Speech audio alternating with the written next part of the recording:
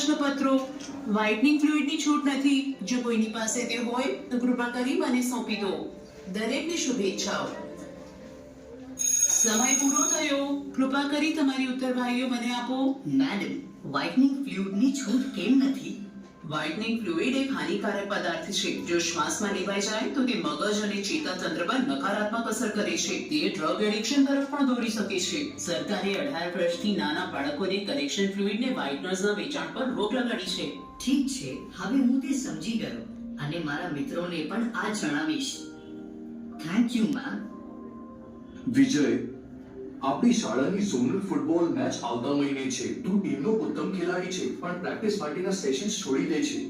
Sir, મને ઠીક નથી લાગી રહ્યું. હું આવતીકાલે પ્રેક્ટિસ કરીશ. ઇરફાન, તું વિજય અંગે કંઈક જાણે છે? તે આજકાલ તણાવમાં દેખાય છે અને સામાન્ય વર્તન નથી કરી રહ્યો.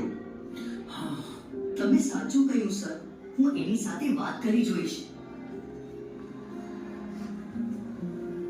દુકાનદારને પોતાની દુકાન અહીંથી હટાવી લેવા કહો. સરકારી સૂચના અનુસાર 18 વર્ષથી ઓછી વયના વ્યક્તિ અને શૈક્ષણિક સંસ્થાઓની આસપાસના 100 મીટરના વ્યાસની અંદર જગ્યાઓમાં તંબાકુ ઉત્પાદનો વેચી શકાય નહીં. વિજય, તું એટલો કેમ બેઠો છે? શું વાત છે?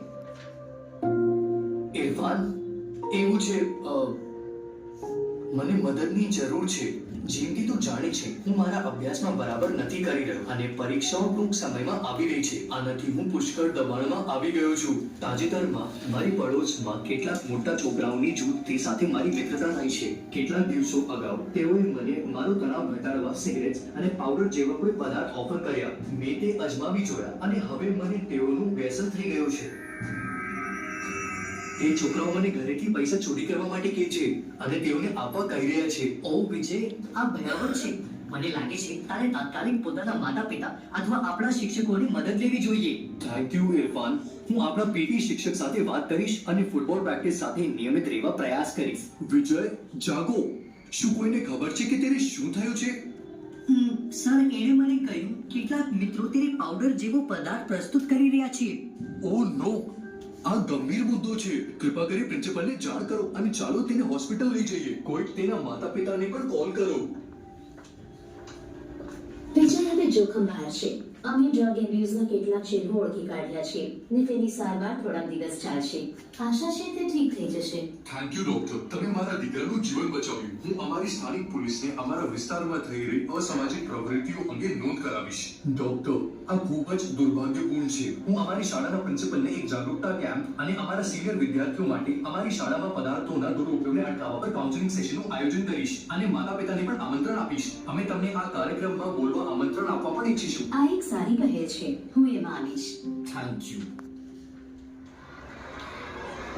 પ્રિય વિદ્યાર્થીઓ, આલ્કોહોલ, તમાકુ અને ડ્રગ્સનું સેવન સામાન્યપણે કિશોરાવસ્થામાં શરૂ થાય છે. કેટલાક કુતૂહલ, સાથીઓના દબાણ, વ્યગ્રતા સાથે પાર પાડવા અને નબળા સ્વાભિમાનના કારણે અજમાની છે. શૈક્ષણિક કામગીરી, જોડાણ અને શાળાકીય પ્રવૃત્તિઓમાં ભજવણી પર આની નકારાત્મક અસર પડે છે. તમારાના દરેકે ડ્રગ્સ અને હાનિકારક પદાર્થો ના કહેવી જોઈએ. તમારા માતા-પિતા, શિક્ષકો અથવા મિત્રો સાથે વાત કરો અને ભરોસાપાત્ર વયસ્કો પાસે મદદ લો. મેડમ, શિક્ષકોને માતા-પિતાને તમે કંઈ કહેવા માંગશો?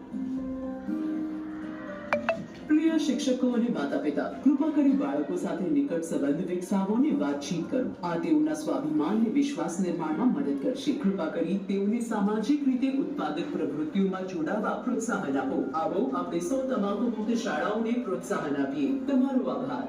તેઓની વ્યક્તિગત ખાસિયતો અને તેઓ જે પર્યાવરણમાં રહે છે સહિતના વિવિધ પરિબળો બાળકો તથા યુવાન લોકોને માદક પદાર્થોના સેવન તથા તેના ઘટનાક્રમોના જોખમ બદલાવે છે. માદક પદાર્થો બાળકના માનસિક અને શારીરિક